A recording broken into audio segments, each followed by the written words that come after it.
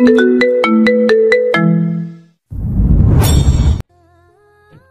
আবারও একই কাজ করেছিস। তোর মতো বেয়াদব জানোয়ার আমি আর দ্বিতীয়টি দেখিনি। তোকে বলেছিলাম ঝামেলা হবে, অথচ তুই নিজে ঝামেলা করে এসেছিস। আর কত তোর জন্য আমায় কথা শুনতে হবে? মারামারিতে তোর নামে প্রশংসা শুনলাম। বাবা হয়ে আমরা আর কি করা উচিত? গর্ব করা? সবাই বলবে ইমামের ছেলে, অথচ সে একটা অ্যানিমেল হয়েছে। পশু হয়েছিস কেন তুই? তুই কি শান্তি দিতে পারিস না? মরে হয়তো তোর জন্য শান্তি পাবো না আমি। ফারুক সাহেব কথাগুলো বলেই আগে নিলয়ের গালে ঠাস ঠাস করে দুটো চড় দিয়েছিল। নিলয় চড় খেয়ে চুপচাপ দাঁড়িয়ে থাকে। চড়ের জন্য নিলয়ের খারাপ লাগে না, খারাপ লাগে তার বাবার বলা কথাগুলো শুনে। ফারুক সাহেব থামে না, আবার বলে, তোর জন্য আমার থানার পুলিশ দৌড়াতে হবে। যদি পুলিশ আসে তাহলে আমি কি বলবো? গান কোথায় পেয়েছিস? এত ভায়োলেন্স কোথায় দেখিয়েছিস মাদ্রাসার ভেতরের? ওটা কি তোর বাপের সম্পত্তি ছিল? চিন্তা করবেন না, থানা পুলিশ আপনার করা লাগবে না, পুলিশ আসবে না। কেন আসবে না পুলিশ? বল, রাইফেল কোথায় পেয়েছিস? এত দুঃসাহস কোথা থেকে আসছে তোর? নিলয় চুপচাপ দাঁড়িয়ে থাকে। নিলয়ের ঘটনা গ্রামের সব দিকে ছড়িয়ে পড়ে। নিলয় তার বোনের জন্য যা করেছে তা সবাই জেনে বাহবা দিলেও অনেকে তার বাবার কাছে নিলয়কে নিয়ে অনেক কথা শোনাতে থাকে। নিলয় কোনো কথা বলছে না। হেনা এসে বলে, নিলয়, কথা বলছিস না কেন? রাতে যে ছেলের জন্য অপেক্ষা করছিলি সে এসে তোকে গান দিয়ে গিয়েছিল, তাই না? কিন্তু সে কেন তোকে দিয়ে যাবে? কে তুই? এভাবে চললে আজকে থেকে তুই নীলার সাথেও কথা বলবি না, নীলাকে তোর সাথেও রাখবি না। মা, ওরা আমার বোনকে বাজে কথা বলছিল।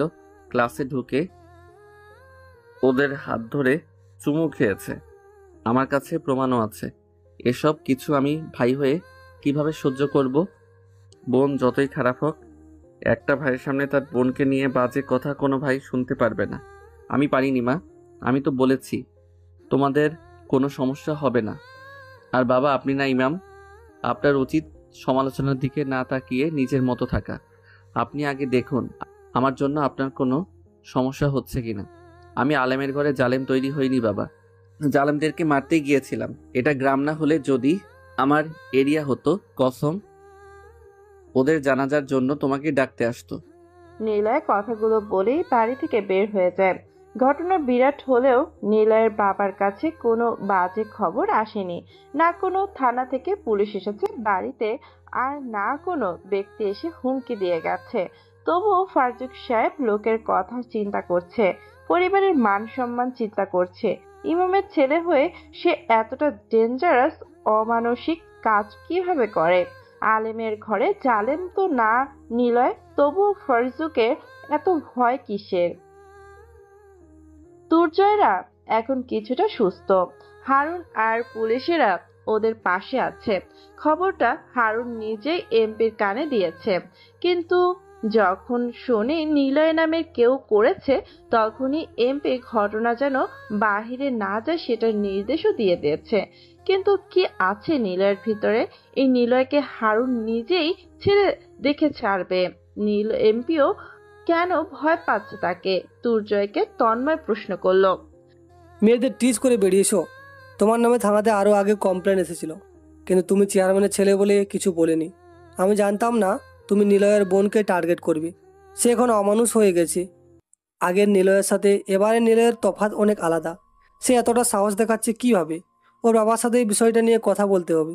কিন্তু যদি নিলয় জানতে পারে ওর বাবার কাছে আমরা কথা লাগিয়েছি, তবে সে মনে হয় না আর আমাদের বাঁচতে দেবে। এমপি নিলয়কে নিয়ে কেন কথা বলতে চায় না? শালাকে মাসে মাসে ড্রাগস বিজনেসের টাকা দেয়, সেটাও যেন ভুলে গেছে। আপনার না ম্যাজিস্ট্রেট বন্ধু আছে, আর উপরে জেলা ডিআইজিকেও তো টাকা দেন। ওদের বলেন শালাকে বাড়ি থেকে যেন তুলে নিয়ে যায়, ওর বাড়ির সব কয়টাকে যেন বুঝিয়ে আসে আপনি কি জিনিস। সেটাই করতে হবে। তুই জয় আর বাইরে যাস না, বাতাস এখন অনেক গরম। আমি আর কখনো কোনো স্কুল কলেজ কিংবা রাস্তাঘাটের কোনো মেয়ের সামনেও যাব না। আমি দেখেছি ওই নিলয়ের চোখে মুখে কোনো মায়া দয়া নেই। এবার ছেড়ে দিয়েছে শুধু তোমাকে বোঝানোর জন্য। কিন্তু এর পরের বার আমাকে সেপেলে মেরেই ফেলবে। আমি আজ থেকে মেয়ে দেখলেই সালাম দেব। হারুন আর তন্ময় তুর্জয়ের দিকে তাকিয়ে থাকে। তুর্জয় ভয় পেয়েছে। হারুন বাহিরে আসে, ফোন বের করে, ম্যাজিস্ট্রেটকে কল দেয় সে। কিছু সময় বাজার পর ম্যাজিস্ট্রেট ফোন রিসিভ করলো। হ্যালো বন্ধু, আমি হারুন বলছি, চেয়ারম্যান। আরে বন্ধু, বুঝেছি তো, হঠাৎ সময় এ অসময়কল কি হয়েছে? আর বলিস না, নিলয় নামে একটা ছেলে আমাকে ছেলেকে মেরে হাসপাতালে পাঠিয়েছে। পুলিশ দিয়েও কাজ হচ্ছে না। শালা খুব আরামি। কি নাম বললি? নিলয়? মানে নিলয় স্যার? সুঠাম দেহ, চুল ছোট, মুখে কোনো দাড়ি নেই এমন? হ্যাঁ, চিনিস তুই? ফোন রাখ, এ বিষয়ে আর কল দিবি না। তোর ছেলে নিশ্চয় কিছু করেছে, না হলে উনি কখনো তোর ছেলেকে কিছু বলতো না। উনি একটা পিঁপড়েকেও মারেন না। তার মনে তোর ছেলে অবশ্যই ভালো না।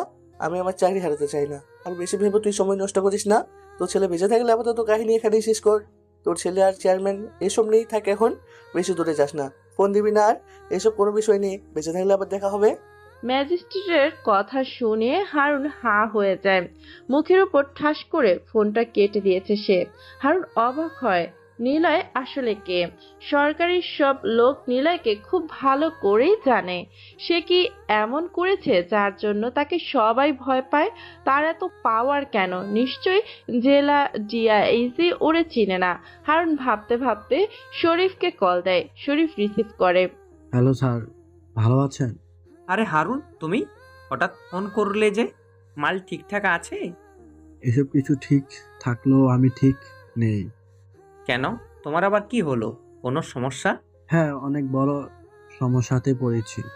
আমার ছেলেকে একজন সাধারণ ইমামের ছেলে এসে অনেক মেরেছে।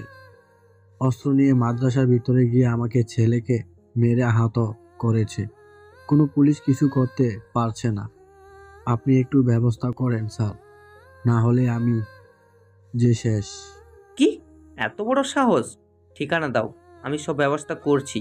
তোমাদের থানার ওসিকে পাঠাচ্ছি ওর বাড়ি। না স্যার, বাইরের থানা ওসিকে পাঠান। কেন? আচ্ছা, নাম ঠিকানা দাও, বাকিটা দেখছি। নাম নিলয়, দেখতে বেশ। পরে কথা হবে হারুন, রাখি। ডিআইজি শরীফ সাথে সাথে ফোনটা কেটে দিল। হারুন আরো অবাক হয়, ওর দৌড় এতটুকু অবধি ছিল। হারুন ভেবেছিল এমপি ম্যাজিস্ট্রেটই যেন নিলয়কে জানে, বাকি কাজ শরীফকে দিয়ে করিয়ে ফেলতে পারবে। কিন্তু হারুন ভুল। হারুন বুঝে গিয়েছে নিলয় কোনো সাধারণ কেউ না, তার সাথে বন্ধুত্ব করেই চলতে হবে। শরীফ তার নাম শুনেই ফোনটা কেটে দিল।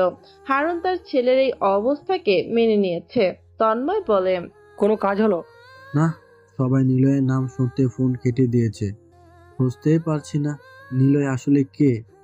সে কে এমন করে যে সবাই তাকে ভয় পেয়ে চলে? তার যে স্বভাব, তাতে করে ওর সামনে কেন অন্যায় করলে সেটার বিরাট শাস্তি পেতে হবে আমাদের। নীলকে এড়িয়ে চলো, তবে খোঁজ নাও। আমি ওর বাড়িতে যাব, নীলয়ের সাথে কথা বলবো, দেখি ওর সাথে বন্ধুত্ব করে কিছু জানা যায় কিনা। হারুন আর কিছু বলে না, তন্ময়ও আর কিছু বলে না। তন্ময় চেয়ারম্যান এমপির ক্ষমতাতে চলতো, অথচ তারা সবাই নিলয় নামক একজনের কাছে দুর্বল। বড়রা যদি দুর্বল হয় তাহলে এরা ছোট হয়ে আর কি বা করতে পারবে? নীলা আর ফাহি হেঁটে হেঁটে মাদ্রাসাতে যাচ্ছে। রাস্তার দোকানপাটে কতগুলো ছেলে দাঁড়িয়ে আছে। নীলারা ভয় পায়, কারণ এই অবধি এই রাস্তা দিয়ে যতগুলো মেয়ে আসা যাওয়া করেছে সবাইকে এইসব ছেলেরা নানা ইঙ্গিতে নানা কথাতে টিচ করেছে। মেয়েগুলো সব সময় বেশ অস্বস্তিতে পড়েছে, তবু ওরা দুজন সাহস করে এগিয়ে যায় সামনের দিকে। ছেলেগুলোর পাশ দিয়ে যখনই যাবে তখনই একটা ছেলে এসে ওদের সামনে দাঁড়িয়ে বলে, সালাম নেবেন আপুরা, আপনারা আমাদের সবার বোন। কোনো সমস্যা হলে আমাদেরকে জানাবেন। এখন থেকে আমরা সবাই আপনাদের ভাই, নিজের ভাই মনে করবেন। রাস্তাঘাটে কেউ কোনো কিছু বলবে না, আর যান আপনারা, ভয় পাবেন না। তবে দয়া করে নিলয় ভাইকে জানাবেন না। যান বোনেরা, আপনারা মাদ্রাসাতে যান। ছেলেটার কথা শুনে ওরা দুজন অবাক। এতদিন রাস্তাঘাটে দেখলে ছেলেগুলো মাল বলে ডাকতো, আর একদিনের ভিতরে সবাই বোন ডাকা শুরু করেছে। ফাহি অনেক খুশি। ওরা দৌড়ে এসে বলে, নীলা, আজকে কেমন স্বাধীন মনে হচ্ছে নিজের কাছে। হুম, দেখতে হবে না ভাইয়া টাকার? দেখতে হবে না উনি টাকার? ওই উনি মানে কি বলিস? সত্যি করে বল। তুই বুঝিসনি এখনো? আমি তোর ভাইকে সেই 5 বছর থেকেই পছন্দ করি। হাই রে, ছিলি কাজিন আর এখন কি তোকে ভাবি ডাকতে হবে? হুম, ডাকবি। শুনতে তো ভালোই লাগছে। ওই আর একবার ভাবি ডাকতো। ঢং। রাহিয়াপুর কথা মনে আছে? হ্যাঁ আপু, মনে হয় বেড়াতে আসতে পারে দ্রুত। নীলর সাথে রাহিয়াপুর ঘটনাটাও মনে আছে, কিন্তু আমার তো বিশ্বাস হয় না সবকিছুর মূলে পুলিশ অফিসার। হুম, সেটাই। থাক বাদ দে। কি খাওয়াবি ভাবি আমার? হুম, একমাত্র ভাবি। আহা, যতবার ভাবি ডাকবি ততবার তোর জন্য চকলেট।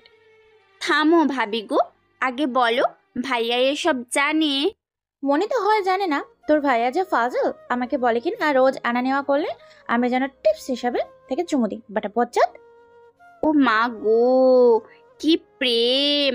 তা দিয়ে দাও চুমু, দেরি করো কেন? যা বেডি, চুপ থাক। চল, ক্লাসে দেরি হয়ে যাচ্ছে। ফাহি আর নীলা হাসতে হাসতে ক্লাসের দিকে চলে যায়। রাস্তাঘাটে ছেলেরা দেখলেই ওদের দুজনকে এসে বোন আপু ডাকা শুরু করেছে। ওরা যেন জাতির বোন হয়ে গেছে। কোনো ছেলে ওদের দেখলেই মাথা নিচু করে নিচ্ছে। জিনিসটা ওরা দুজন বেশ এনজয় করছে। মাদ্রাসায় পৌঁছাতেই মেয়েটা এসে নীলাকে ধরে। নীলার বিষয়ে শুনতে চায়, নীলয়ের কথা জানতে চায় নীলার থেকে। ফাহি এসবে বড্ড জেলাস হয়। সবগুলো মেয়েকে সে ভাগিয়ে দিয়েছে। 2 দিন হয়েছে ঘটনার। ফারজুক আবারও নীলয়ের সাথে কথা বলা বন্ধ করেছে, কারণ নীলয়ের উপরে সন্দেহ তার নীলয় একটা মাস্তান হতে পারে। এর জন্য নীলয় এসব অস্ত্র পাচ্ছে। ইমামের ছেলে হয়ে মাস্তান, এটা উনি মেনে নিতে পারছেন না। কিন্তু নীলয় কি আসলেই মাস্তান নাকি অন্য কিছু? ফারজুক বাড়ি থেকে বের হবে এমন সময় কতগুলো বাইক এসে বাড়ির সামনে দাঁড়ালো। বাইকের হর্ন আর ধুলো ওড়ার কারণে চারপাশ যেন কাঁপছে। ফারজুকের বুক কেঁপে ওঠে। না জানি আবার কোনো ঝামেলা হতে যাচ্ছে কিনা। হেনা বেগম নীলা এসে ফারজুকের পেছনে দাঁড়ায়। ভয় পাচ্ছে ওরা। বাইক থেকে নামলো চেয়ারম্যান হারুন। বেশ কয়েকজন লোক নিয়ে গ্রামের রাস্তা কাঁপাতে কাঁপাতে ফারজুকের বাড়ির সামনে আসলো। বাইক থেকে নেমে সোজা বাড়ির ভেতরে প্রবেশ করে। চেয়ারম্যানকে দেখে ফারজুকরা ঘাবড়ে যায়। তবে বাড়ির সামনে এসেছে, অতিথি আপ্যায়ন তো করতে হবে। হেনা আর নীলা মাথায় কাপড় দিয়ে 4টে চেয়ার আনে। চেয়ারম্যান, ফারজুক আরো কয়েকজন গণ্যমান্য লোক বসলো সেখানে। ফারজুক কিছুটা ইতস্তত কণ্ঠে বলল, চেয়ারম্যান সাহেব, আপনি এখানে? কি হয়েছে? ইমাম সাহেব, আপনার ছেলে কোথায়? আমার ছেলে তো বাড়িতেই ছিল, কিন্তু সে কি করেছে জানেন কি করছে? হ্যাঁ, মানে শুনেছি আপনার ছেলেকে সে মারে হাসপাতালে পাঠিয়েছে। আমি আসলে জানতাম না নিলয় এমন করবে। আমি ওকে কখনো এমন শিক্ষা দিইনি। সে বেয়ারা ছিল, জানতাম, কিন্তু কারোর সাথে কখনো মারামারি করেনি। কিন্তু হঠাৎ কেন এমন করলো? আসলে ওর বোনকে নিলয় অনেক ভালোবাসে। সবসময় নিলয় তার বোনকে আগলে রেখেছে। আচ্ছা, আপনি কেন? নিলয়কে ডাকুন। নিলয়। নিলয় রুম থেকে বাইরে আসলো। চেয়ারম্যান আর তার লোকদের দেখে নিলয় এগিয়ে আসে। ফারজুকের সামনে এসে দাঁড়ায় নিলয়। হারুন প্রথমবার নিলয়কে দেখছে। নিলয়কে দেখে হারুন বলে, আপনাকে অনেক ধন্যবাদ। ছেলেকে আমি ঠিকভাবে শিক্ষা দিতে পারিনি। ওহ, যে এমন মেয়েদের সাথে বাজে কাজ করত আমি কখনোই জানতাম না। আমার পার্টি অফিস এমপি সাহেব বাজার থেকে সরাতে বলেছে। আমার ছেলেকে মারছ, ভালো করেছ। এখন সে বুঝতে পেরেছে সে যা করতো তা ভুল। ফারজুক সাহেব, আপনার ছেলে যেন প্রতিটা ঘরে হয়, তাহলে কেউ কখনো কোনো মেয়েকে বিরক্ত করবে না। আপনার গর্ব করা উচিত। আপনি কি এসবের জন্য এখানে এসেছেন? হ্যাঁ নিলয়, আর আপনার সাথে কথা বলতে এসেছিলাম। আর নিলয়কে নিয়ে যেতে এসছে। মানে, যদি সে আমার সাথে গিয়ে চা নাস্তা করতো বেশ খুশি হতাম। নিলয়, চলো না, এক কাপ চা খাবো আপনার সাথে। কিন্তু ওর কাজ আছে। না, কোনো কাজ নেই, চলুন চেয়ারম্যান সাহেব। নিলয় চেয়ারম্যানের সাথে বেরিয়ে যায় বাড়ি থেকে। ফারজুক হেনা চিন্তায় পড়ে যায়, কারণ ফারজুক ভয় পাচ্ছে চেয়ারম্যান ভালো কথা বলে নিলয়কে ভুলে নিয়ে যে আবার নিলয়কে মেরে ফেলে কিনা। হেনার হাত পা কাঁপছে। ফারজুককে বলে, তোমার ছেলে আজ মনে হয় শেষ। চেয়ারম্যান ভালো কথা বলে সে তোমার ছেলেকে নিয়ে গেছে। আমি জানি চেয়ারম্যান তাকে মেরে ফেলবে। কথাগুলো বলতেই হেনা কেঁদে ফেললেন। ফারজুকও ভয় পায়, এমনটা হওয়া স্বাভাবিক, কিন্তু এখন ফারজুকের কোনো কিছুই করার নেই। নিলয় নিজ থেকে চলে গেছে চেয়ারম্যানের সাথে। অপেক্ষার প্রহর গুনে ওরা সবাই, হয়তো খবর আসবে নিলয় লাশ হয়ে নদীর পানিতে ভাসছে। নিলয় হারুনের বাইকের পেছনে বসলো, মাঝখানে হারুন। ওরা নিলয়কে নিয়ে হারুনের মাছের ঘেরে আসলো। জায়গাটা বেশ শুনশান। নিলয়কে নামতে বলে সে, তারপর ওদের লোকদের চলে যেতে বলে হারুন। লোকেদের চলে যেতে বলে হারুন। লোকেরা চলে যায় দূরে। হারুন পুকুর পাড়ে বসে, নিলয়কে বসতে বলে। নিলয়ও বসে।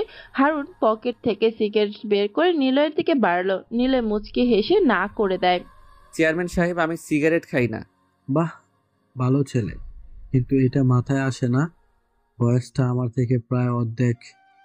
আমি মনে তো তোমার থেকে 15 বছরের বড় হবই। আমি চেয়ারম্যান। আমি 10 বছর ধরে আমার সাথে নির্বাচনে প্রতিপক্ষ হয়ে কেউ দাঁড়ায় না। এটাকে কি বলে জানো? ক্ষমতা। ক্ষমতা হলো আসল কথা। হারুন সাহেব, ক্ষমতা চিরস্থায়ী নয়। ক্ষমতা নিয়ে বড়াই যে করে কোনো একজনের দ্বারা, আল্লাহ সেই ক্ষমতাকে কেড়ে নেয়। আর আপনি চেয়ারম্যান হয়েছেন আপনার বিপক্ষ প্রার্থীকে মেরে ফেলে। এরপর যতজন আপনার প্রতিপক্ষ হয়ে দাঁড়িয়েছে তাদের সবাইকে আপনি মেরে এই পুকুরের ভিতরে ফেলে রেখেছেন। আপনার এত ক্ষমতা, এত টাকা আসে কেবল চেয়ারম্যানই আর মাছের বিজনেসে নয়। আপনার তো ড্রাগস বিজনেস আছে, সেখান থেকেই তো টাকা আসে আপনার। আর আপনার এই business partner Tanmoy police officer আছে, সাথে আছে ডিআইজি শরীফও, তাই না হারুন সাহেব? নিলয়ের কথা শুনে হারুন উচ্চ স্বরে হাসতে থাকে, কারণ এই প্রথমবার কেউ তার বিষয়ে সব কিছু জানে। এত গোপন খবর তার বাড়ির মানুষ জানে না। হারুন হাসতে হাসতে বলে, হা হা হা, তুমি তো দেখি সবই জানো, তবু কিছু করনি। যাক, ভালো। আমি কিছু করি না, সব করে আল্লাহ। তিনিই সময় মতো আপনাকে ধ্বংস করে দেবেন। বলতে পারেন সেই ধ্বংস শুরু হয়েছে আপনার ছেলের দ্বারা। আপনার ছেলেকে প্রথম দিন বুঝিয়েছিলাম, সে আপনার পাওয়ার দেখিয়েছিল। আমার ভালো লাগে না কেউ অন্যের পাওয়ার দেখাক। আমার অমুক ভাই আছে, অমুক বাবা আছে, অমুক নেতা আছে, এসব কথা শুনতে ভালো লাগে না। আপনার ছেলেকে তবুও ঘটনার দিন বুঝিয়েছি, শোনেনি। শাস্তিটা ওর প্রাপ্য ছিল, সে ওটা পেয়েছে। এখন কেন আমাকে নিয়ে এসেছেন এখানে? তুমি আসলে কে? তোমাকে নিয়ে আমি সেখানে ফোন করি, তোমার নাম শুনে ফোন কেটে দেয়। আমাকে নোটিশ দেয় যেন তোমার টপকি নিয়ে আর না ঘাটি। কিন্তু কেন? তুমি কি এমন করো যেটার জন্য সরকারি অফিসারও ভয় পায়? বাড়িতে সবাই চিন্তা করছে নিলয়ের নাম্বারটাও কারো কাছে নেই। নিলয় যদি মার্ডার হয় তাহলে পুলিশের কাছে গেলেও লাভ হবে না, কারণ তন্ময় অমানুষ। কিভাবে নিলয়কে খুঁজবে? কিভাবে নিলয়ের কিছু হলে তারা সঠিক বিচার পাবে? কিছুই মাথায় আসছে না। ফাহি নীলা দাঁড়িয়ে আছে। নীলা, তোর ভাইকে হারুন নিয়ে গেছে। চেয়ারম্যান তো খুবই খারাপ, কি যে হবে। আমিও বুঝতে পারছি না কি হবে। ভাইয়ার আসার পর কিছু একটা ঝামেলা যেন হয়েই যাচ্ছে। বাবা থানায় গেল, তন্ময় মারলো বাবাকে। কিছু সময় পর সেই এসে নিজেই তন্ময় মাপ চেয়ে গেছে। তন্ময়ের চেহারা দেখেছিলি? তন্ময়ের গালেও চড়ের দাগ ছিল। এরপর আমাদের ঘটনাটাই দেখ। ভাইয়া জানলো, আমাদের কেউ না কেউ বিরক্ত করে। ভাবছিলাম ভাইয়া হয়তো বুঝিয়ে ঠিক করে দেবে, কিন্তু দেখ, মাদ্রাসার ভেতরে অস্ত্র হাতে নিয়ে দুর্জয়ীদের মারলো। ভাইয়ার চোখে মুখে হিংস্রতার ছাপ ছিল। যদি মাদ্রাসা না হতো হয়তো ওদের মেরেই ফেলতো। তো উনি যা করেছে সেটা তো সঠিক, তাই না? হ্যাঁ, সেটা ঠিক, কিন্তু যদি ভাইয়ার কিছু হয়? ভাইয়া যখন বাড়ি ছেড়ে চলে যায় তখন মা কোনো রাতই ঘুমায়নি। তিনি প্রতি রাতেই ভাইয়ার জন্য কেঁদেছে, বাবাও কেঁদেছে, আমিও কেঁদেছি, কিন্তু তখন বিষয়টা ছিল একরকম। এবার তো অন্য। ভাইয়া ফিরে এসেছে, এখন যদি মরে যায়। বাজে কথা বলিস না তো। নিলয়, নিলয় তাকা ওইদিকে। ফাহিদ থামলো। সুপারি গাছের ডালের বেড়া ফাঁকা করে নিলয় বাড়িতে প্রবেশ করে। হাতে চানাচুরের প্যাকেট, সেটা খেতে খেতে ভেতরে আসলো। হেনা নিলয়কে দেখে দৌড়ে গিয়ে জড়িয়ে ধরে। ফারজুক সাহেব পায়চারি বাদ দিয়ে ধপ করে বারান্দায় উপরে বসে পড়ে। নিলয় দৌড়ে আসে তার ভাইয়ের কাছে। হেনা বলে, তুই ঠিক আছিস? হ্যাঁ ঠিক আছি। আমার আবার কি হবে? হারুন তোকে কিছু করেনি? ও মা, তুমি কি চাইছিলা কিছু করুক? হয়েছে, চুপ থাক, ভেতরে আয়। কিরে তোরা কাঁদছিলি নাকি? হ্যাঁ। ফাহিও কেঁদেছে নাকি? হুম। ওরে বাপরে, কি ভালোবাসা! সরো ফাজিল। নিলয়কে নিয়ে ভেতরে আসলো ওরা। নিলয় কিছু সময় পর ফাহির কাছে আসে। ফাহির মাথায় কাপড়, মুখটা আরো ওড়না দিয়ে ঢেকে নেয়। নিলয় ফাহিকে বলে, শুনলাম তুমি নাকি কাঁদছিলে, কেন? কই, কখন? ও আচ্ছা, একটা হেল্প করবা? কি হেল্প? আসার সময় সামনের পাড়াতে একটা মেয়েকে দেখলাম, দেখতে অনেক সুন্দরী। মেয়েটার বাড়ির সামনে একটা বড় তেঁতুল গাছ আছে। মেয়েটাকে খোঁজ এনে দিবা আর তাকে পটিয়ে দিবা, ওকে? কি, তুমি তারিনের কথা বলছো? আমাকে তুমি করে বললা, যাক শুনতে ভালো লাগছে। তাহলে মেয়েটার নাম তারিন?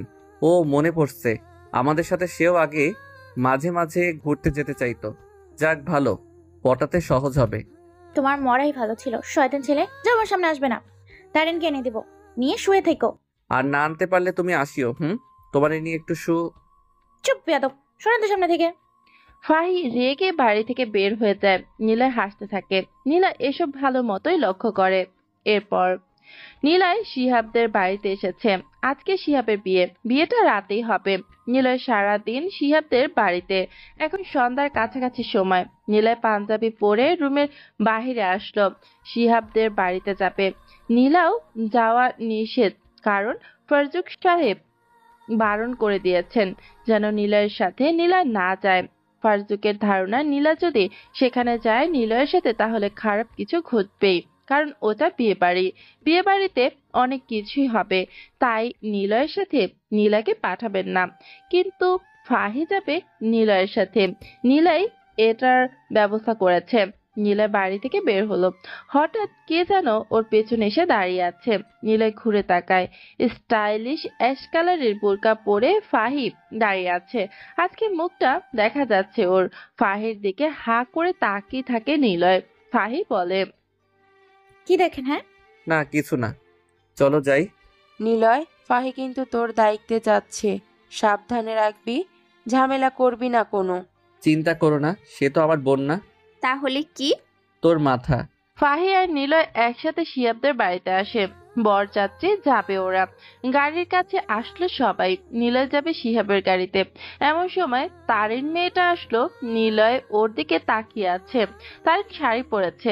নিলয় সেদিকে তাকিয়ে আছে। এটা ফাহি টের পায়। ফাহি দ্রুত নিলয়ের কাছে আসলো। নিলয়ের পাশে দাঁড়িয়ে বলে, তারিনের দিকে তাকিয়ে কি দেখেন? হ্যাঁ, মেয়েটাকে দেখতে অনেক সুন্দর লাগছে। যাও তো আমার হয়ে কথা বলো। মেয়েটার বয়ফ্রেন্ড আছে। কতবার ওরা ঘুরতে যায়, এখানে ওখানে ডেট করে বেড়ায়। ভালো না মেয়েটা, সব ছেলেদের সাথে খাটের। দেখছো না ছেলেরা গিয়ে কথা বলছে ওর সাথে? তাতে কি, আমার তো তাকে ভালো লেগেছে। এই আপনি কি পাগল? কথা বুঝেন না? কে নিজের খারাপ চায়? এদিকে আমি কখনো কোনো ছেলের সাথে ঠিক মতো কথা বলি না, অথচ আমাকে পাত্তা দেয় না কেউ। থাকেন আপনি, সব ঢং দেখার সময় নেই। ফাহি চলে যায় সেখান থেকে। নিলয় গিয়ে শিহাবের গাড়িতে বসলো। 6টা গাড়ি, 3 গ্রাম পরে বিয়েটা হচ্ছে। ঘন্টা খানিকের ভেতরে সবাই বিয়ে বাড়িতে চলে আসে। নিলয় গাড়ি থেকে নামে।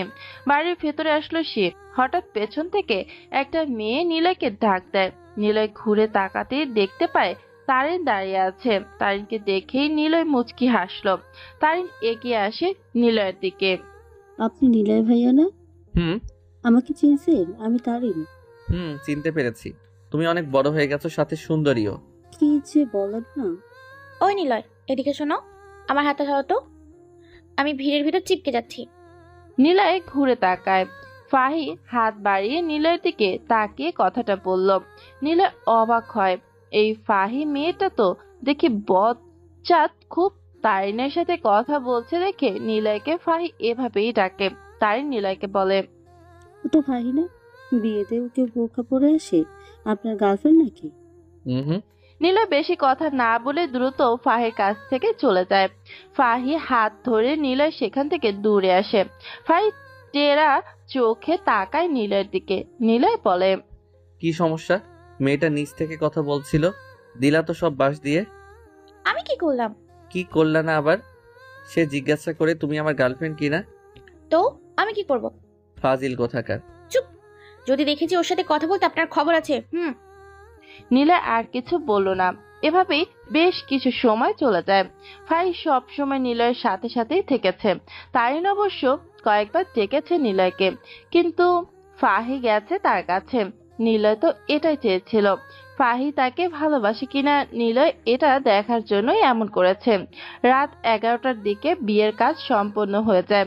সবাই গাড়িতে উঠে বসলো। এবার ফাহির সাথে নীলয় বসেছে। সবাই এক গাড়িতে আছে। ফাহির বেশ ঘুম পাচ্ছে। সে নীলয়ের কাঁধে মাথা রাখে। নীলয় ফাহির দিকে তাকায়। মেয়েটাকে বোরকাতে বেশি সুন্দর লাগে। নীলয় এক হাত দিয়ে ফাহির মাথা ধরে রাখে, যেন কাঁধ থেকে না সরে যায়। ফাহি সেটা বুঝতে পেরে নীলয়ের হাতের ফাঁক দিয়ে নীলয়ের হাত জড়িয়ে ধরে। নীলয় ফিসফিস করে বলে, এসব কি হচ্ছে? সবাই যদি দেখে কি ভাববে? কেউ দেখবে না, সবাই ক্লান্ত এখন, আর গাড়ির ভিতর অন্ধকার। তো মানুষের কি চোখ নেই? অন্ধকারে দেখবে না কিছু? দেখবে না। সত্যি দেখবে না তো? আরে না, দেখবে না। আর দেখলে দেখো, বলবো আমাদের বিয়ে ঠিকঠাক। ফাহি কথাটা শেষ করতেই নীলয় ফাহির গালে চুমো দেয়। ফাহি অবাক হয়ে নীলয়ের দিকে তাকিয়ে থাকে। সে কেঁপে ওঠে, আরো শক্ত করে নীলয়কে জড়িয়ে ধরে। নীলয় আর ফাহির দিকে তাকায় না। ফাহিও নীলয়ের গালে চুমু দেয়। দুজনে মুচকি হাসছে। তলে তলে এদের মনে এটাই ছিল। শিহাবদের বাড়িতে আসলো গাড়ি। জোরে মিউজিক বাজছে। সবাই গাড়ি থেকে নামলো। নীলয় আর ফাহি শিহাবের সাথে দেখা করে বাড়ির দিকে রওনা দেয়। 10 মিনিট হাঁটতে হবে। নীলয় হাঁটছে। মাটির রাস্তায় রাত 12টার সময় কেউ নেই। ফাহি দৌড়ে এসে নীলয়ের হাত ধরলো। নীলয় বলে, কি হয়েছে? আস্তে হাঁটো না, এত জোরে হাঁটো কেন? মানুষজন দেখলে কি মনে করবে? হাত ছাড়ো। আমাকে দেখে রাখতে বলেছিল বড় মা। হ্যাঁ, দেখেছি তো। চুপচাপ বাড়িতে চলো এখন। নীলয় আর ফাহি কথা বলতে বলতে বাড়ির কাছে আসে। দুজনে বাড়ির সামনে থেকে কিছুটা দূরে দাঁড়িয়ে ফাহি নীলয় হাত ধরে রেখেছে। নীলয় বলে, আমাদের বিষয় এখন কাউকে কিছু বলার দরকার নেই। আচ্ছা, বলবো না। চলো বাড়িতে। নীলয় পুরো কথাটা শেষ করতে পারে না। এমন সময় জোরে একটা ব্লাস্ট হয়। নীলয় আর ফাহি ছিটকে পড়ে দূরে। ফাহি তখনও নীলয়ের হাত ধরে আছে। ফাহির সারা গায়ে কালো ধোঁয়া এসে লাগে। নীলয়ের চোখে মুখেও একই অবস্থা। দূরে ছিটকে পড়াতে দুজনের মাথায় কিছুটা ফাটছে। নীলয় উঠে বসে ফাহিকে বলে, ঠিক আছো তুমি? নীলয়, ওইদিকে। ফাহি হাত উঁচু করে সামনের দিকে তাকাতে বলে। ওরা দুজন দেখে ওদের দুইটা বাড়ি আর নেই। ব্লাস্টে আগুন জ্বলছে দাউ দাউ করে। বোম ব্লাস্টে দুইটা বাড়ি উড়ে গেছে। নীলয় স্তব্ধ হয়ে যায়। সে কি করবে বুঝতে পারছে না। ফাহির হাত ছেড়ে দেয় সে। নীলয়ের মা, বাবা, বোন বাড়িতেই ছিল। ফাহির মা বাবাও বাড়িতে ছিল। তার মানে বোম ব্লাস্টে দুই পরিবারের নীলয় আর ফাহি বাদে সবাই মরে গেছে।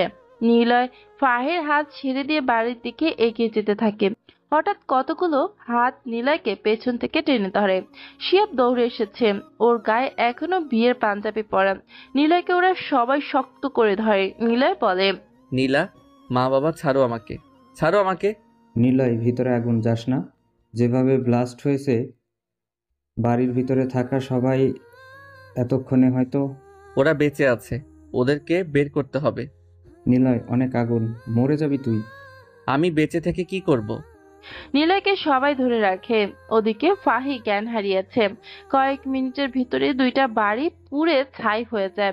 গ্রামের অনেক পানি দিয়ে নেভানোর চেষ্টা করেও কাজ হয়নি। সকাল হয়েছে, নিলয় ফাহির রাস্তার পাশে বসে আছে, সাথে শিহাব আরো কয়েকজন বসা। গ্রামের মেম্বার হারুন এসেছে দেখতে। সকাল 7টা বাজে। হঠাৎ গ্রামে কতগুলো গাড়ি প্রবেশ করলো। পুলিশ, র্যাব, সেনাবাহিনী, বোম স্পেশালিস্ট টিম, দমকল বাহিনী, আনসার বাহিনী। পুরো গ্রাম বাড়ির গাড়ির ধুলো আর হর্নে থেমে যায়। পুরো গ্রাম যেন সাত সকালে কর্পোরেটর এরিয়ে হিসেবে গণ্য করা হয়। কেউ গ্রাম থেকে বাইরে যেতে পারবে না। প্রতিটা রাস্তার মোড়ে সেনাবাহিনীর গার্ড বসানো হয়েছে। গাড়ি থেকে বড় বড় অফিসার নামলো, একদম কর্মী বাড়ির ভিতরে প্রবেশ করে লাশ উদ্ধার করার জন্য। নিলয়ের পাশে বসে অর্ক দাঁড়ায়। অর্ক স্যালুট দিয়ে বলে, নিলয় স্যার, আপনার ফোন হ্যাক হয়েছিল আমি জানতে পারি মাঝরাতে।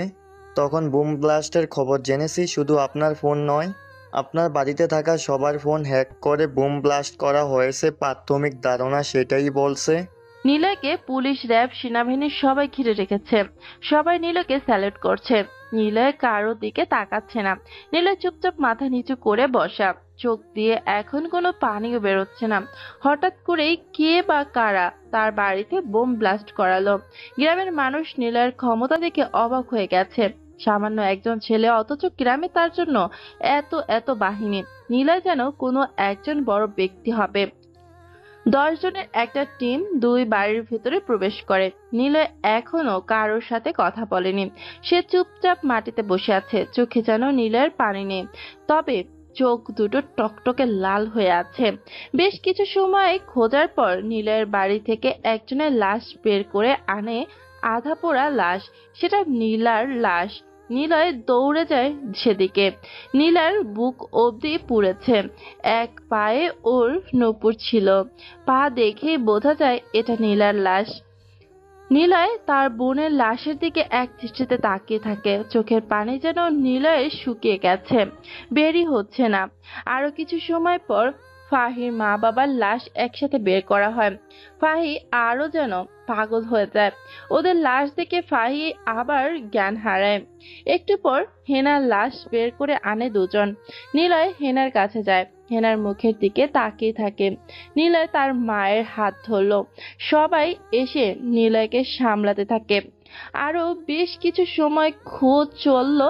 ফারজুক লাশ পাওয়া গেছে জায়নামাজের সাথে, সাথে কুরআন শরীফও আছে। লাশটা সেভাবেই পড়েনি, তবে মারা গিয়েছে তিনি। কুরআন শরীফটা একদম অক্ষত অবস্থায় আছে। নিলয় সামনে তার পরিবারের 3 জনের লাশ আনা হলো। নিলয় লাশগুলোর দিকে তাকিয়ে থাকে। তারপরও ওর মা বাবার হাত ধরে হঠাৎ করে জোরে চিৎকার করে ওঠে নিলয়। চিৎকার করতে করতে নিলয় বলে, মা বাবা, তোমরা আমাকে মাফ করে দাও। আমি তোমাদের পাশে থাকতে পারিনি। তোমাদেরকে আমার জন্যই মরতে হলো। তোমরা জানতেই পারলে তোমাদের ছেলে কি করে। তোমাদের ছেলে বাংলাদেশের সবার উপরের সেনা প্রধান। তোমার ছেলের কথায় গোটা দেশের সেনাবাহিনী চলে, সব ফোর্স চলে। তোমরা জানতে পারলে না কিছুই। আমি যেদিন বাড়ি থেকে চলে যাই সেদিন ইচ্ছে ছিল বড় কিছু করেই তবে ফিরব। লাস্ট মিশনে আমি পদক পাই। প্রমোশন হিসেবে আমাকে গোটা দেশের সেনা প্রধান বানানো হয়, আর সাথে ছুটিও দেয় 4 মাসের। আমি সেই জন্য এসেছিলাম মা বাবা। তোমাদেরকে নিয়ে যেতে চেয়েছিলাম, কিন্তু কিছুই হলো না। আমি বুঝতে পেরেছি তোমাদেরকে কে মেরেছে। কসম মা বাবা বোন, আমি ওদের সব কয়টাকে মেরে ফেলবো। বাবা, তুমিও জানতে পারোনি আমাকে কেন বাড়ি থেকে তুমি বের করে দিয়েছিলে। আমি কিছুই করিনি বাবা। তন্ময় আর রাহির সম্পর্ক ছিল। রাহিকে প্রেগনেন্ট করে তন্ময় তাকে ছেড়ে দিয়েছিল। রাহি সুইসাইড করতে যায়। আমি দেখি, তাকে বাঁচানোর জন্য আমি বাগানের ভিতরে যাই। তাকে যখন জড়িয়ে ধরি গাছের সাথে দড়ি লাগানোর সময়, তখন তন্ময় সেসব ছবি তোলে। রাহি কাঁদতে কাঁদতে আমাকে জড়িয়ে ধরে বলেছিল, নিলয়, আমাকে ছেড়ে দে, আমি আর বাঁচতে চাই না। আমার পেটে বাচ্চা তন্ময়। আমি যখন ভার্সিটিতে পড়ি তখন থেকে তন্ময়ের সাথে আমার সম্পর্ক। সে আমাকে ভালোবাসার কথা বলে নানা জায়গায় ঘুরতে নিয়ে যেত। আমি যেতাম, আর সে তখন আমার কাছে আসতো। আমি বাধা দিতাম। সে ইমোশনালি ব্ল্যাকমেল করতো। আমি রাজি হতাম। তারপর আমি এখন প্রেগনেন্ট। সে আমাকে বিয়ে করতে রাজি হয় না। আমি কি করব? আমার এখন মরতে হবে। আমার বাঁচার কোনো অধিকার নেই। আমি রাহিকে জড়িয়ে রাখি। সব কিছু তন্ময় ছবি তোলে, গ্রামের কয়েকজনকে ডেকে নিয়ে সেসব দেখায়। সবাই সেগুলো দেখে ভাবে আমার সাথে রাহির সম্পর্ক। আমার জন্য রাহির এই অবস্থা। রাতে বাগানে আমি আর সে খারাপ কাজ করেছিলাম। সবাই যখন আমার নামে এসব বলতে থাকে, তোমরা সবাই সেগুলো বিশ্বাস করলে। রাহি এতবার বলেছিল নিলয় নির্দোষ, কিন্তু তন্ময় সব কিছু এমনভাবে দেখিয়েছিল, ছড়িয়েছিল, যেন তন্ময় সবই জানে। আর তোমরা সবাই সেসব বিশ্বাস করেও নিয়েছিলে। বিচারে আমার শাস্তি হয়েছিল রাহিকে বিয়ে করার, কিন্তু রাহি জানিয়ে দেয় সে আমাকে বিয়ে করবে না, দরকার হলে সে মরে যাবে, তবুও আমাকে না। তারপর তুমি আমাকে বাড়ি থেকে বের করে দিলে বাবা, চলে গিয়েছিলাম। এরপর অনেক কিছুই ঘটে। আমি সেনাবাহিনীতে জয়েন্টের জন্য অনেক পরিশ্রম করি। ভাগ্যের জেরে কিংবা মায়ের দোয়াতে, উপরওয়ালার ইচ্ছায় আমি চাকরিটা পেয়েও যাই। 5 বছরে বহু মিশন কমপ্লিট করে আমি এই পদে আসছি। কিন্তু বাবা, তোমাদেরকে সাথে রাখতে পারলাম না। আমি খুবই লজ্জিত। আমাকে দয়া করে মাফ করে দিও। কিন্তু তোমাদের যারা এই অবস্থা করেছে তাদের সবাইকে আমি মেরে ফেলবো। অর্ক, তন্ময়, হারুন, ওদের সব কয়টাকে তুলে নিয়ে আসো, আমি ওদের মেরে ফেলবো। নীলয়ের কথা শুনে সবাই চুপ হয়ে যায়। গ্রামের সবাই জানে নীলয়ের শত্রুতা ছিল তন্ময় আর হারুনের সাথে। ওরা দুজন কোথায়? লাশ ফরেন্সিকে পরীক্ষা শেষে শেষ বিকেলে 5 জনের জানাজা পড়ানো হয়। নীলয় কবরের পাশে বসে থাকে। নীলয়ের চোখ দিয়ে নীরবে কান্না ঝরে পড়ছে, তবে সে চুপচাপ। বোম ব্লাস্টে ওদের সবার মৃত্যু হয়েছে, আপাতত এটাই জানা গিয়েছে। নীলয় রেলিং ধরে বলে, ভালো থেকো তোমরা। জানি না তোমাদের কবরে কি হচ্ছে, তবে আল্লাহর কাছে ফরিয়াদ জানাই তোমাদের যেন জান্নাত নসিব করে। নীলয় ফিরে আসে বাড়িতে। সারা দিনে নীলয়ের ধ্বংস স্তূপ সরিয়ে সেখানে নতুন একটি বাড়ি বানিয়েও ফেলেছে সেনাবাহিনীর ছেলেরা। সেনা প্রধানের কাজ বলে কথা। 30 জন সেনাবাহিনী 2 রুমের টিন সেটের বাড়ি বানিয়ে ফেলেছে পুরো একদিনে। গ্রামের মানুষ শুধু হাঁ করে তাকিয়ে দেখছে ওদের কাজ। একদিকে ওরই বাহিনীর ছেলেরা খবর খুঁড়ছে, বাড়ির কাজও করছে। নীলয় নিজে 5 জনের জানাজার নামাজ পড়েছে। দাফন শেষ করতে করতে প্রায় রাত। এরই ভিতর বাড়িও কমপ্লিট। নীলয় বাড়িতে এসে বসেছে। ঘরের ভেতরে ফাহি আর রাহি কাঁদছে ফুপিয়ে ফুপিয়ে। গ্রামের কিছু মহিলারা 2 বোনকে সান্ত্বনা দিলেও সেটা কি আর সহ হয়? নীলয় খুঁটিতে হেলান দিয়ে বসে আছে, মাথায় টুপি। এসে নামাজ শেষ করে তার পরিবারের জন্য সবাইকে দোয়া করতে বলেছে নীলয়। হঠাৎ অর্ক আসে সেখানে। স্যার, তন্ময় আর হারনকে আটকিয়ে রেখেছি। ওদেরকে পাওয়া গেছে হারনের মাঝের ঘরে যে বাড়িটা আছে সেখানে, ওখানেই আটকে রেখেছি। নীলয় মাথা থেকে টুপি খুলল, বসা থেকে উঠে দাঁড়ায় সে। সারা দিন নীলয় মাত্র একবার খেয়েছে, সেটা শিহাবই খাইয়ে দিয়েছিল। নীলয় উঠে দাঁড়িয়ে অর্ককে বলে, চলো সেখানে স্পেশাল যে স্টিক আছে সেটা এনে দাও। ওকে স্যার, কিন্তু স্যার মাথায় আসছে না ওরা কিভাবে হ্যাক করলো আপনাদের ফোন। নিশ্চয়ই ওদের কোনো বড় হ্যাকার আছে, ওদের থেকেই জানা যাবে।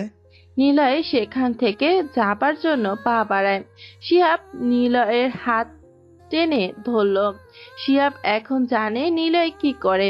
শিহাব বুঝে গিয়েছে হারুন আর তন্ময় মরলে কেউ খোঁজও করবে না। শিহাব হাত ধরে নীলয়কে বলে, নিলয়, যা করবি একটু ভেবে চিন্তা করিস। তোর জন্য এখন চিন্তা হয়। আমি জানি এখন তোর মাথায় কি চলছে, তবুও তোর জন্য ভয় করছে। সাবধানে করিস যা করবি। তুই বাড়িতে যা, নতুন বিয়ে করেছিস, আমার জন্য তোর আনন্দগুলো নষ্ট হলো। চিন্তা করিস না, যা ভাবির সাথে সময় কাটা। বউ তো চলে যাচ্ছে না, তুই আমার বন্ধু, আমার ভাই, দুজনে একসাথে কত কি করেছি সেই নেংটু থাকতে। তোর জন্য এইটুকু স্যাক্রিফাইস করতে পারবো না? আমি আছি এখানে, এদিকটা আমি সামলাচ্ছি। একটা মিলাদের ব্যবস্থা করছি কালকে। থাক তবে আমি গেলাম। অর্ক, স্টিক দাও। নীলয় কথাটা বলে বাইরে আসে। নীলয় বাইকে বসলো। অর্ক বাইক চালাতে শুরু করে। পেছনে 5 গাড়ি সেনাবাহিনী। নীলয় যা করবে তাই। এখন মিশনটা এখন নীলয়ের নিজের। নীলয় সোজা চলে আসে সেই বাড়ির কাছে। সেখানে 4 জন সেনাবাহিনী পাহারা দিচ্ছে। নীলয় যেতেই ওরা দরজা খুলে দেয়। নীলয় ভেতরে প্রবেশ করে। পেছনে আরো 4-5 জন বড় অফিসার প্রবেশ করে। নিলয়ের হাতে ছিল স্টিক, সেটা দিয়েই সোজা বাড়ি দেয় তন্ময় আর হারুনকে। চেয়ারম্যান আর পুলিশ কেউই আজকে বাঁচাবে না যেন। হাজার খানেক চেয়ারম্যানের লোক সবাই ভয়ে পালিয়েছে নীলের ক্ষমতা দেখে। হারুনের পাশে যেন কেউই নেই। নিলয় ওদেরকে মারতে মারতে ক্লান্ত হয়ে যায়। ওদের গা ফেটে রক্ত বেরোচ্ছে, রক্তে দুজন মাখামাখি। নিলয় বসলো ওদের সামনে, হাঁপাচ্ছে সে। হারুন আর তন্ময় ব্যথা আর যন্ত্রণায় চিৎকার করছে। দুজনের গাল থেকে লাল সহ রক্ত বের হতে শুরু করেছে। নিলয় কিছু সময় জিরিয়ে নিয়ে বলল, কেন করলি তোরা এমন? আমার পরিবারের সবাইকে মেরে ফেললি, আমার সাথে তোদের ঝামেলা, আমার সাথে যা ইচ্ছে করতি। কিন্তু তোরা কেন করলি আমার পরিবারের সাথে? তাদের দোষ কি? তারা তোদের কি ক্ষতি করেছিল? কেন করলি তোরা? আমি তো তোদের পরিবারের কাউকে মেরে ফেলিনি, হারুনের ছেলেকেও তো মেরে ফেলিনি। আহত করেছি, কিন্তু সে মরেনি। আর তন্ময়, তোর বাড়িতে একটা স্ত্রী আর সন্তান আছে, কই তোর জন্য তো তাদেরকে আমি কিছু বলিনি। তাহলে কেন তোরা আমার বাবা মায়ের সাথে এমন করলি? জলদি জলদি অ্যান্সার দিবি, না হলে পরের দিন গ্রামে আরো দুজনের জানাজা পড়তে হবে, আর সেটা হবে তোদের জন্য। 10 সেকেন্ড ভাবতে সময় দিলাম। নিলয় কথাগুলো শেষ করতেই ওরা দুজন নিলয়ের পা জড়িয়ে ধরে। পা জড়িয়ে ধরে তন্ময় বলে, ভাই বিশ্বাস কর, আমি তোর পরিবারকে মারিনি, বম ব্লাস্ট আমি করিনি, কসম করে বলছি। আমরা এসব জানিও না, কখন কি হয়েছে লোক মুখেই শুনেছি, আমরা করিনি। হ্যাঁ নিলয়, আমরা করিনি। আমরা শুধু জানতে চেয়েছি তুমি কে বা তুমি কি করো, কেন তোমাকে বড় বড় লোকেরা চেনে, এটা জানার উদ্দেশ্যই ছিল। বিশ্বাস করো, আমরা মারিনি, আমাদেরকে মেরো না। আমরা খারাপ মেনে নিচ্ছি, কিন্তু সত্যি বলছি আমরা কিছু করিনি, আমাদের ছেড়ে দাও। তোরা করিসনি তাহলে কে মেরেছে? তোদের লোক, তাই না? সবটা আমাকে বল। তোমার পায়ে পড়ি, বিশ্বাস করো আমি কিছুই করিনি, আমরা জানি না। নিলয় আবার মারতে যাবে, তখনই অর্ক পাশ থেকে বলে, স্যার হ্যাক হয়েছিল ফোন, ধারণা করা হচ্ছে হ্যাকারদের মধ্যে ফোনের বুমের কোড পাঠানো হয়েছিল। ঘর বানানোর সময় নীলা আর আঙ্কেলের ফোন খুঁজে পাওয়া গেছে, যদিও ফোনের অবস্থা খারাপ। তাহলে করেছেটাকে? এমন সময় পকেটে থাকা নিলয়ের ফোন বেজে উঠল। পকেট থেকে সে ফোন বের করে, কিন্তু নাম্বারটা যেন অফিসিয়াল নাম্বার থেকে কল। 6টা 1 নাম্বার টিম। নিলয় প্রথমে কেটে দেয় অফিসের কল ভেবে। পরক্ষণে আবার কল আসে, নিলয় আবারও কল কেটে দেয়। আবারও কল আসে সেম নাম্বার থেকে, নিলয় আবার রিসিভ করে। রিসিভ করতে ওপাশ থেকে শোনা যায়, দুনিয়াতে সবচেয়ে ভয়ঙ্কর দুইজন ব্যক্তি আছে। এক নাম্বার হলো আল্লাহর বিরোধী শয়তান ইবলিশ, আর দ্বিতীয়জন হলো হ্যাকার। হ্যাকারকে ধরা যায় না, ছোঁয়াও যায় না, হ্যাকারকে অনুভব করা যায়। শয়তান যেমন খারাপ কাজে পাঠা দেয়, মানুষকে মন্ত্রণা দেয়, তেমনি হ্যাকার সেই খারাপ কাজটা করতেই এগিয়ে যায়। নিলয় প্রথমে বুঝতে পারিনি কে কথা বলছে আর কি কথা বলছে। নিলয় চুপচাপ শুনতে থাকে। হঠাৎ আবার ওপাশ থেকে সে বলে, ভুল লোককে পিটাচ্ছ সেনাপ্রধান, ওরা তো এই গেমসের জাস্ট দুটো ন্যূনতম পিঁপড়া। পিঁপড়াকে মেরে কি হবে? আসো অ্যানাকন্ডাকে মারো, তোমার অপেক্ষাতে অ্যানাকন্ডা না খেয়ে ক্ষুধার্ত হয়ে আছে। কে তুই? আর এটা কেমন নাম্বার? বললামই তো, আমি মিস্টার অ্যানাকোন্ডা, তোমার খুব পরিচিত একজন। নাম কি তোর? আসল নাম বল। এত উতলা কেন তুমি? যাও যাও, বাড়িতে যাও। ওদের দুজনকে মেরে কোনো লাভ নেই, ওরা আসলেই জানে না তারা কি করছে। শোনো সেনাপ্রধান, ভেবেছিলাম তুমি মরে যাবে, কিন্তু তোমার ভাগ্য কি বিশাল, আল্লাহ তোমার হায়াত দিকে রেখেছে বেশি। আমি আর কিভাবে তোমাকে মারতে পারিনি, তবে জাস্ট কয়েক সেকেন্ড যদি লেট হতো তাহলেই তুমিও বুম। রাত 12টার পরেই তোমার বোনের সিমে কল আসে, তার বয়ফ্রেন্ড কল দেয় আর রিসিভ করতেই ব্লাস্ট হয়। সারাদিন ফোনে কল অফ করে দিয়েছিলাম, আমি জানতাম তুমি কখন ফিরবে বাড়িতে, এই জন্যই কল অন করে দেই, আর সে সময়ই কল আসে। আমার মিশন সেখানে লস্ট হয়। তবে তুমি যেহেতু বেঁচে আসো, তাহলে তোমার সাথে নতুন গেমস খেলা শুরু হবে। চলে আসো ঢাকাতে। গ্রামে আর কতদিন থাকবে? এত ছুটি কাটাতে হবে না। এই গেমসে তোমার প্রথম লেভেলটা হলো কিভাবে আমি বোম সেট আপ করছি সেটা খুঁজে বের করা। আগে সেই লেভেল পার করো, তখন বুঝতে পারবে পরের লেভেল কি। শেষ লেভেল হলো আমি কে সেটা খুঁজে বের করা। এখন যদি এটা করো তাহলে কখনো সেটা খুঁজে পাবে না। তোমার সামনে আরো বড় কিছু অপেক্ষা করছে। আরে রেডি? কথাগুলো শেষ করতে ফোনটা টুট টুট করে কেটে যায়। নীলয় ফোনটা হাতের সামনে ধরল। নীলয়ের ফোনটাও হ্যাক হয়েছে। অর্ককে দেয় নীলয় ফোনটা। অর্ককে বলে, আমার ফোনের হ্যাক ঠিক করে দিতে পারবে? এটা সামান্য কাজ, অবশ্যই পারবো। আচ্ছা চলো এখান থেকে। কিন্তু ওদের কি করবেন? তোরা চলে যা, তোদেরকে যেন আমার সামনে না দেখি। ওরা কিছু করেনি, ছেড়ে দিলাম তোদেরকে। নীলয় কথাটা বলে বের হয়ে আসে রুম থেকে। হারুন আর তন্ময় ফ্লোরে শুয়ে কাঁদতে থাকে। তন্ময় বলে, আপনার জন্য সব হয়েছে। বলেছিলাম পাপ বেশি দিন অতিবাহিত হয় না, সেটা একটা না একটা দিন সামনে এসে তার ফল ভোগ করা লাগবেই। আর কখনো খারাপ কাজ করব না। যদি আজ মরে যেতাম কি হতো? চলো হাসপাতালে যাই। ওরা দুজনই রুম থেকে বের হয়। তারপর নীলয় বাড়িতে বসে আছে। 5 জনের একটি টিম বানিয়েছে নীলয়। নীলয়, অর্ক, রাফাত, শুভ্র আর মিহান। অর্ক বলে, স্যার, বোম ব্লাস্ট হয়েছে রাত 8:30টার মধ্যেই। বোমটা সেট করা ছিল বাড়িতেই, তবে সেটা আপনাদের বাড়ির ফোন কলের দ্বারা সেট করা রাখা ছিল। কল রিসিভের মধ্যেই সেটা ব্লাস্ট হয়। যে করেছে সে একজন দক্ষ হ্যাকার। আপনার শত্রুতা কাদের সাথেই? আপনার ক্যারিয়ারের মিশন ছিল কি নিয়ে? সেখান থেকে শত্রুতা তৈরি হয়েছে। তাহলে আমাদের আগে সেই মিশনগুলো নিয়ে আবার ঘাটাঘাটি করতে হবে। কিন্তু আমার মনে হচ্ছে যে লাস্ট মিশন কমপ্লিট করলাম সেটার থেকে এমন হয়েছে। আমি প্রথম 1 সপ্তাহ হুমকির চিঠি পেয়েছিলাম। মিশনটা কি ছিল? সেটা তো অনেক বড় কিছু। মিশনটা ছিল অনেক জঘন্য একজনের বিরুদ্ধে, কিন্তু তাকে তো মেরে ফেলেছিলাম। আমার মনে আছে আমি গুনে গুনে তার বুকে 4টে গুলি করেছিলাম। তাহলে আর কে আছে যে আমার সাথে গেমস খেলছে?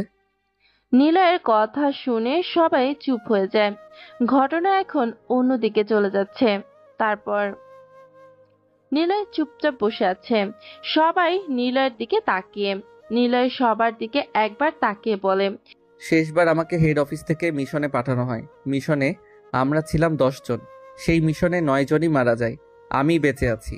এখন আমি সেই অফিসের হেড হয়ে গিয়েছি, কিন্তু মিশনটা ছিল অনেক জটিল। নীলয় কথা বলতে থাকে। নীলয়ের 2 বছর আগের কথাগুলো মনে পড়ে, অতীতে যা ঘটে।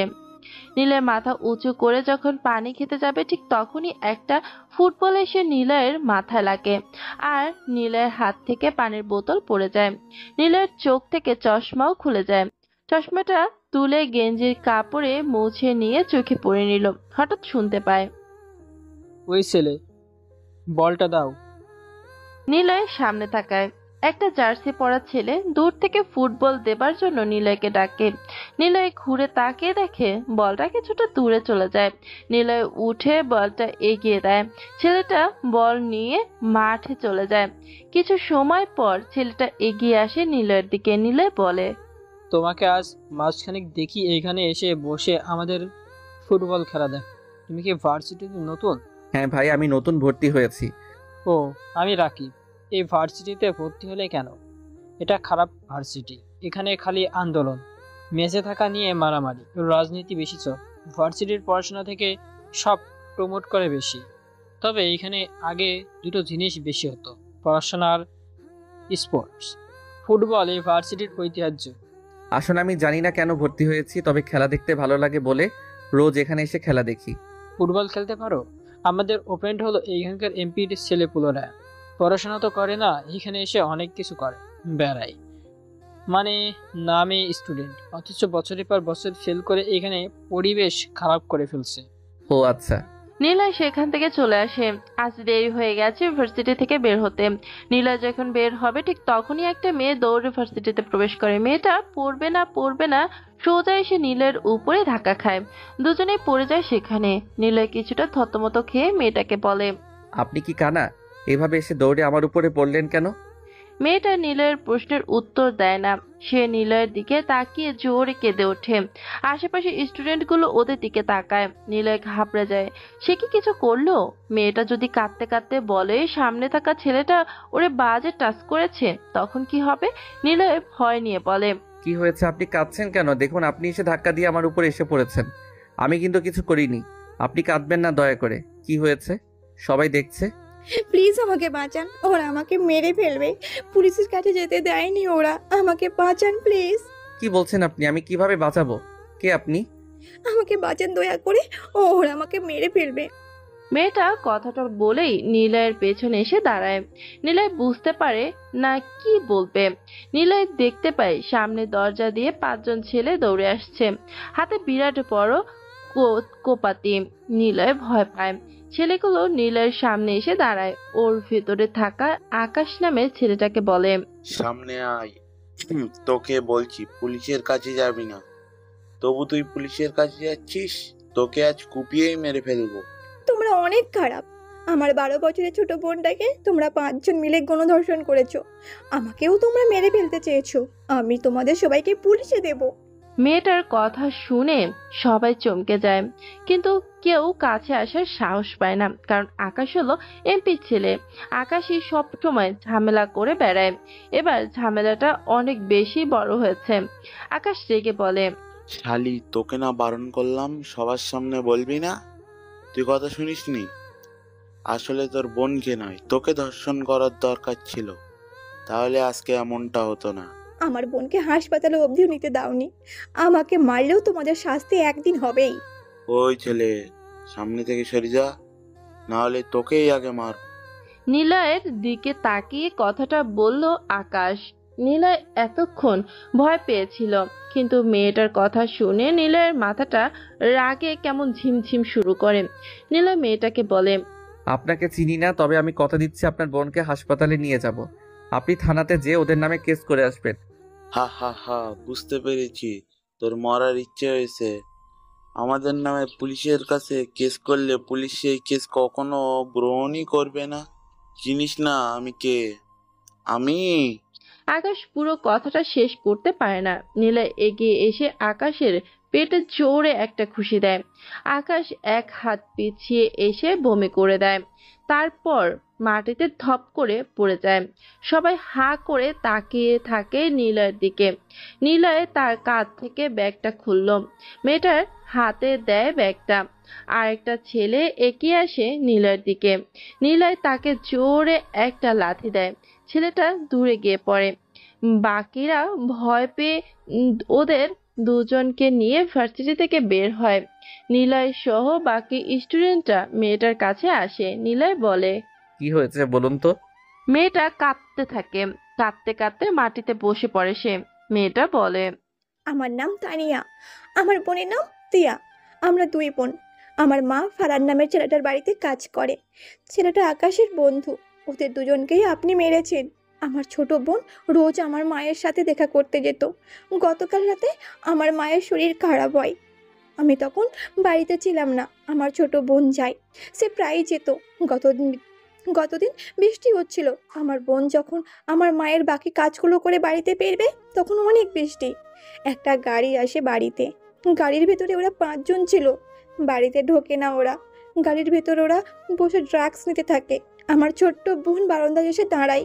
মা তখন ওকে বলে, বৃষ্টির ভিতরে যেতে পারবি না, থাক এখানে। আমার বোন বলে, 5 মিনিটের রাস্তা, গরম পড়েছে, ভিজলে কিছু হবে না। যাই মা, আপু একা থাকবে বাড়িতে। আপুর এক্সাম ছিল, বাড়িতে আসতে লেট হবে। তখন সন্ধ্যা হয়ে গেছে। আমার বোন বের হয়েছে, ভিজে যায়। আমার বোন যখন চলে আসবে, এমন সময় গাড়ির ভেতর থেকে ফারান ডাক দেয় আমার বোনকে। আমার বোন দাঁড়ায়। ফারানকে সে চেনে। টিয়া, কোথায় যাচ্ছিস ভিজতে ভিজতে? বাড়ি যাচ্ছি ভাইয়া, মা অসুস্থ ছিল তাই এসেছিলাম। তোর বোন কোথায়? আপুর পরীক্ষা ছিল, আসতে পারেনি। ভিজে ভিজে না যেয়ে গাড়ির ভিতর আয়, কিছু সময় বসে থেকে কমলে তারপর যাস। না, যেতে পারবো আমি। আরে আয় তো। ফারান আমার বোনের হাত টেনে গাড়ির ভেতরে তোলে। তারপর সে দেখতে পায় গাড়ির ভেতরে আরও ছেলেরা বসে আছে। ক্লাস 5-এ পড়ে আমার বোন। সবে ওড়না পড়তে শুরু করেছে। ওরা গাড়ির ভেতরে মিউজিক ছেড়ে দেয়, ভলিউম বাড়িয়ে গাড়ির দরজা আটকে দেয়। আমার মা সবটা দেখে। বাইরে আছে অসুস্থ শরীর নিয়ে আকাশ নামের ছেলেটা আমার মায়ের মাথায় জোরে আঘাত করে। তারপর সে ভেতরে আসে, তিয়ার মুখ ওড়না দিয়ে বেঁধে দেয়। তারপর ওর গা থেকে সব কাপড়গুলো খুলে ফেলে। ওরা নেশায় বুঁদ হয়েছিল। ফারান, আমার মাথা কাজ করছে না, একদম কচি জিনিস, ধরলেই কারেন্ট লাগে। আরে খেতে ইচ্ছে করছে, এসব জিনিস খেতে হয়, না হলে উপরওয়ালা মাফ করবে না। এটা আমাদের হক। শালা তোর জন্য কাজের মহিলার মেয়েকে নিয়ে মজা করতে চলেছি, যদি কেউ জানতে পারে কি হবে ভেবেছিস? মাম্মা, আমাকে চিনো না? থানার পুলিশ, ভার্সিটির মাঠ সব একা সামলে নিয়ে চলি। এসব মাল খেতে এসে যদি ঝামেলাতে পড়তে হয় তাহলে কি বা ছেড়লাম। শুরু করিস না কেন? তুই তাহলে আগে শুরু কর ফারহান, আরো জোরে হিন্দি অ্যান্সার। মামা, আমি একটু টাচ করি, আমার হাত পা কাঁপছে, একটু ধর্ম ওর। তোর হিজড়া যা ভাগ। আকাশ কথাটা বলে তিয়ার শরীরে হাত দেয়, আস্তে করে চাপ দেয়। আবেশে চোখ বন্ধ করে ফেলে সে। একে একে বাকি চারজন তিয়ার সঙ্গে। তিয়া করে শব্দ করে, কাঁদতে থাকে সে, হাত পা ছোড়াছুড়ি করতে থাকে। ওড়না দিয়ে তিয়ার হাত বেঁধে দেয়, বাকি দুজন পা ধরে রাখে। প্রথমে আকাশ, তারপর ফারহান, তারপর বাকি তিনজন একসাথে আমার বোনকে ধর্ষণ করে। গাড়ির ভেতরে নেশা করে আর জোরে মিউজিক ছেড়ে দিয়ে আমার বোনকে ওরা একবার নয় 5 বার ধর্ষণ করে। আমি বাড়িতে এসে দেখি তিয়া নেই। অপেক্ষা করছিলাম, সে ফিরছিল না বলে মাকে ফোন করি, মা ফোন ধরে না। আমি ছাতা নিয়ে এগিয়ে আসি, আমার মা কখনো আমার ফোন রিসিভ না করে থাকেনি। আমি এগিয়ে এসে দেখি আমার মা গাড়ির পাশে পড়ে আছে, আমার মায়ের মাথা থেকে রক্ত পড়ছে। আমি ছাতা ফেলে দিয়ে দৌড়ে আসি সেখানে, চিৎকার করি। তখনই গাড়ির ভেতর থেকে ওরা বের হয়। আমার বোনকে ওই অবস্থায় দেখি, ওর যেন হুঁশ নেই, আমার দিকে প্যাল প্যাল করে তাকিয়ে আছে। কেঁপে কেঁপে উঠতেই থাকে আমার বোন, মুখ দিয়ে ফেনা বের হয়ে গেছে। আমি জোরে চিৎকার করি, আমার চিৎকার শুনে বাড়ি থেকে মানুষজন এগিয়ে আসে, কিন্তু আকাশেরা আমাকে মারে অনেক। আমার বোনকে ওরা আটকে রেখেছে। আমি রাত থেকে পালিয়ে বেঁচেছি। আজকে থানাতে যাবার সময় ওদের সামনেই পড়ি। আমি কোন দিক যাবো জানি না, ভয়ে ভার্সিটির ভেতরে এসে প্রবেশ করি। আমার বোনকে বাঁচাও তোমরা। তানিয়ার কথা শুনে সবাই হতবাক হয়ে যায়। এমন একটা কাজ করতে পারে মানুষ? এদের জন্য জনসমক্ষে ফাঁসি হওয়া উচিত, কিন্তু কিছুই করার নেই। ওদের দল ক্ষমতাতে, ওদের পাওয়ার এখন টাকাও আছে, যে কোনো ভাবেই ওরা গায়ে হাওয়া লাগিয়ে ঘুরতে পারে। নীলা তানিয়ার হাত ধরে বলে, চিন্তা করবেন না, আমার সাথে চলেন। আপনার বোনকে আমি হাসপাতালে নেবার ব্যবস্থা করছি। ফারহানের বাড়ি ঠিকানা দিন। নীলয় ভিড় ঠেলে বাহিরে আসে। তানিয়ার থেকে ঠিকানা নিয়ে ওর টিম মেম্বারদের ফোন করে। হ্যাঁ নিলয়, বলো। মিশনের প্রথম দিন, অথচ আজকে একটা ঘটনা ঘটেছে। আমাদের কাজ সহজ হয়ে গেছে। আমরা এবার পুরোপুরি মিশনে সরাসরি অংশ নিতে পারবো। আগে তো ছদ্মবেশে এসেছিলাম, তবে হ্যাঁ সাকিব, তুমি নিজেই দায়িত্ব নিবা। বাকি আমরা 9 জন ছদ্মবেশে থাকবো। একটা ঠিকানা দিচ্ছি, জলদি চলে যাও। সেখানে 12 বছরের এক মেয়েকে 5 বার গণধর্ষণ করা হয়েছে, তাকে উদ্ধার করবে। আর যে বাধা দিবে তাকে লাঠি দিয়ে পিটাতে থাকবে, তা সে যেই হোক। ঠিক আছে। মনে রাখবে এই মিশনের শর্ত হলো আমরা যা খুশি করতে পারবো, তবে সেটা লিমিটের ভিতরে থেকে। So go fast and take action. তাকে দ্রুত হাসপাতালে নিয়ে যাও, দরকার হলে ডাক্তারকে তুলে নিয়ে যাও। সেখানে ইমার্জেন্সি কেস কিন্তু। Yes Niloy, I am going now. নীলার কথা শুনে সাকিব ফোন কেটে দেয়। কিছু ফোর্স নিয়ে সাকিব 5 মিনিটের ভেতরে এক গাড়ি সেনাবাহিনী নিয়ে হাজির হয় ফারহানের বাড়িতে। ওদিকে নীলয় বলে, বন্ধুগণ, আমাদের এই শাস্তির বিচার চাই। যে কেউ এভাবে অন্যায় করে পার পাবে না। চলেন আমরাও যাই ওদের বাড়িতে। নীলয়ের কথা শুনে কেউ এগিয়ে আসে না, তবে রাকিব আসে। রাকিব, নীলয় আর তানিয়া 3 জন একসাথে আসে ফারহানের বাড়িতে। সাকিব এসেছে ফোর্স নিয়ে। সেনাবাহিনীকে ফারহানের বাড়ির দারোয়ান ঢুকতে দেয় না, কারণ এটা মেয়রের বাড়ি। কিন্তু সেনাবাহিনী গ্যাস বোম ছুড়ে তাকে ফাঁকা করে। তারপর বাড়ির গেট ভেঙে ভেতরে আসে। ভেতরে এসে দেখতে পায় একটা গাড়ি, আর গাড়িতে ঘিরে আছে কয়েকজন মানুষ। সাকিব এগিয়ে যায়, কাজের মহিলাকে খুঁজতে থাকে, কিন্তু তাকে পাওয়া যায় না। মেয়রের স্ত্রী শাহিনা বেগম বলে, আপনারা কি ডাকাত? হ্যাঁ, এভাবে গেট ভেঙে ভিতরে আসছেন কেন? কি সমস্যা? মানুষজন দেখছে তো নাকি? আমাদের কাছে খবর আছে এখানে তিয়া নামের 12 বছরের মেয়েকে গণধর্ষণ করা হয়েছে। ওই গাড়ির ভিতরে মেয়েটাকে ধর্ষণ করেছে। সরুন সামনে থেকে। আপনারা কি মালটাল খান? হ্যাঁ, বলা নেই কওয়া নেই এভাবে এসেছেন, আর আপনি ভুলভাল খবর নিয়ে আসছেন। মাইক্রো আমার ছেলে, সে তো বাড়িতেই নেই। সরেন, গাড়ি দেখতে দেন। সাকিবেরা এগিয়ে যায় সেদিকে। তারপর গাড়ির কাছে এসে দেখে গাড়ি একদম ঠিকঠাক, সেখানে কিছুই নেই। 3-4 জন সবকিছু ঠিকঠাক মতো খুঁজেও কোনো কিছু পাওয়া যায়নি। তবে কি ভুল ইনফরমেশন ছিল? নিলয় তো কখনো ভুল ইনফরমেশন দিবে না। এমন সময় তানিয়ার ভেতরে প্রবেশ করে। কাঁদতে কাঁদতে দৌড়ে আসে সেদিকে। নিলয় মিডিয়ার লোকদের ফোন করে ডেকে এনেছে। তানিয়াকে ভিডিও করছে সবাই। সে কাঁদতে কাঁদতে গাড়ির কাছে আসে। আমার বোন কোথায়? আমার মা কোথায়? দেখ সেমরি, ফালতু কথা বন্ধ কর। তুই এদের নিয়ে এসেছিস তাই না? সাংবাদিক ডেকেছিস তুই, কিন্তু তুই এসব মিথ্যা কেন রটাচ্ছিস? মিথ্যা? আমি নিজের চোখে দেখেছি আমার মা পড়েছিল এইখানে, ওর মাথায় রক্ত লেগেছিল, আমার বোনকে গাড়ির ভেতরে ছিল, সে এতক্ষণে হয়তো মারাও গেছে। আমার বোন কোথায়? গাড়ির ভেতরে সে ছিল, আমার বোনকে ধর্ষণ করেছে, আমি নিজের চোখে দেখেছি। আমার বোনকে আর মাকে তোরা সরিয়েছিস। ফালতু কথা বন্ধ কর। তোর মা আজ 2 দিন হলো কাজেই আসেনি। দেখ কোথাও গিয়েছে। আমার ছেলেকে ফাঁসাবি না। তোর ছেলে নয়, শুধু আকাশ আছে, এমপির ছেলে, বাকিরা চেয়ারম্যান, ছাত্রনেতার ছেলে। ওরা 5 জন আমার বোনকে ধর্ষণ করেছে। আমার বোন কোথায়? চুপ কর, একটা বাজে কথা বলবি না, না হলে মেরে তোর গাল বাঁকা করে দেব। চুপ করুন আপনি। সে মিথ্যা কেন বলবে? কত বছর কাজ করছে আপনার মা? 5 বছরের বেশি। শুনুন মিসেস সাইনা, তার মা 5 বছর ধরে কাজ করছে। সে এতদিন অভিযোগ করেনি, আজকে কেন করলো? স্যার দেখুন, সিটের উপরটা ভেজা, হয়তো রক্তের দাগ ছিল, সেটা মোছার জন্য ভিজাতে হয়েছে। আর দেখুন গাড়ির দরজায় দাগ পড়ে আছে, মনে হচ্ছে নখের দাগ। হয়তো মেয়েটার পায়ের নখ গাড়ির দরজায় লাগছিল। প্রমাণ তো পাওয়া যাচ্ছে। নিলয় সবার ভিতর থেকে কথাটা বলে। তারপর নিলয়ের কথা শুনে সবাই ঘুরে নিলয়ের দিকে তাকায়। নিলয়ের দৃষ্টিতে ছোট ছোট জিনিস এড়ায়নি। সাকিব নিলয়ের দিকে তাকায়। ইশারায় নিলয় বলে, শাহিনাকে পেটাও। সাকিব মহিলা অফিসারের দিকে তাকালো। মহিলা অফিসার হাতে লাঠি নিয়ে এগিয়ে আসে শাহিনার দিকে। শাহিনা বলে, দেখুন আপনারা বেশি বাড়াবাড়ি করছেন। রাস্তার কোনো ছেলের কথা শুনে আপনারা অ্যাকশন নিতে পারেন না। আমার গায়ে হাত দিবেন না। আমার হাজবেন্ড কিন্তু মেয়র, ভালো হবে না বলে দিচ্ছি। মারিয়া, অ্যাকশন। সাকিবের অর্ডার পেয়ে মারিয়া নামের অফিসার গায়ের সব জোর দিয়ে শাহিনাকে বেধড়কভাবে পেটাতে শুরু করে। 2-3 মিনিট মার খাবার পর শাহিনা থামতে বলে। মাথ ব্যথায় চিৎকার করতে করতে বলে, তানিয়ার মা রুমে আটকানো আছে। টিয়া মরবে বলে আমি তাকে হাসপাতালে পাঠিয়েছি। অন্তত যেন সে বেঁচে থাকে, কোনো সমস্যা না হয়। ওদের মাকে ভয় দেখিয়েছি যেন কিছু স্বীকার না করে। আমাকে আর মারবেন না, আমাকে ছেড়ে দেন। এমন সময় পুলিশ এসে সেখানে, কিন্তু সেখানে সেনাবাহিনী উপস্থিতি, আর সেটা তারা নিজ থেকে কেসটা দেখছে। সেখানে পুলিশ এসে কি করবে?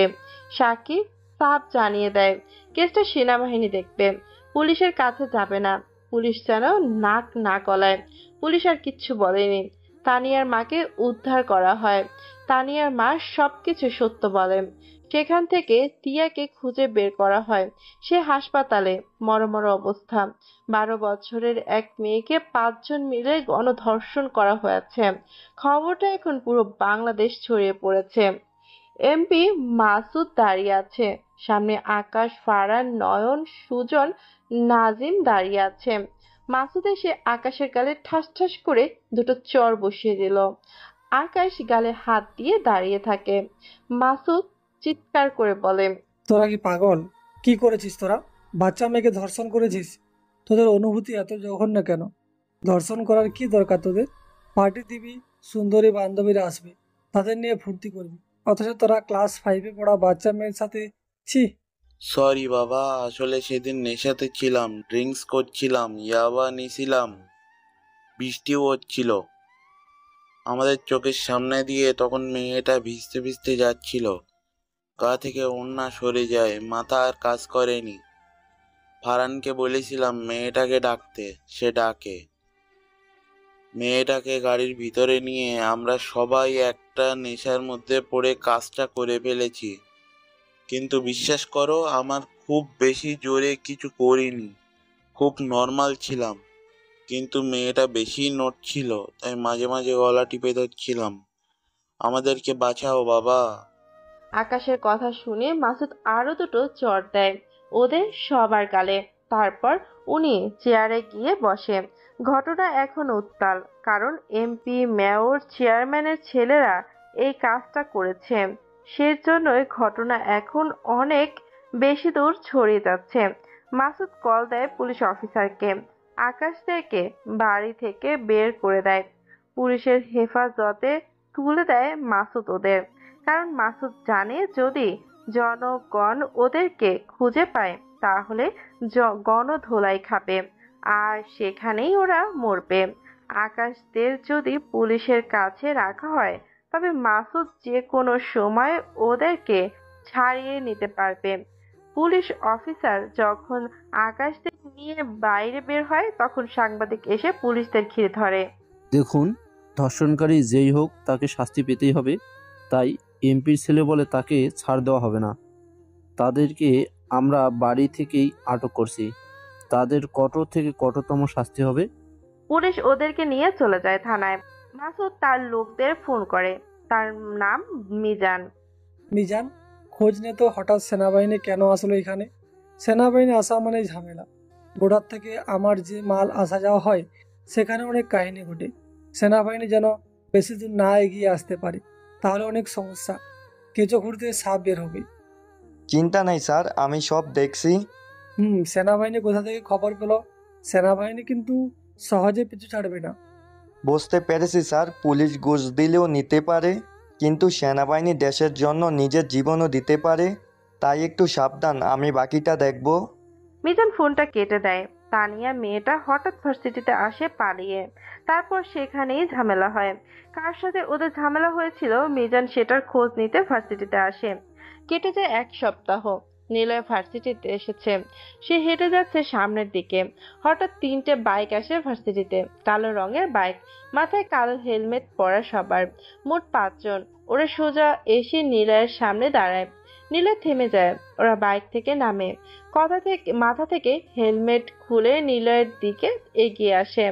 নিলয় অবাক হয়, কারণ এরা আকাশদের দেখে নিলয় বুঝতে পারে না এরা কিভাবে এত দ্রুত বাহিরে বের হয়ে আসলো। নিলয় বুঝে ফেলেছে সবই টাকার খেলা। কি রে মামা, তোদের মনে আছে সেদিন আমাদের ঘুষি মেরেছিলি? এখনো পেটে ব্যথা আছে। থানাতে থেকে এই শালার কথাই বেশি মনে পড়েছে। এটাকে তো আমাদের আদর করা দরকার, তাই না? মামা ঠিক বলেছিস, আমাদের উচিত বেটারে একটু বেশি আদর করা। কি রে, ভার্সিটিতে তুই কেন বেড়াতে এসেছিস? না, আমি এই ভার্সিটির নতুন স্টুডেন্ট। ওরে বাপরে, তা কোন ইয়ার? 4th ইয়ার।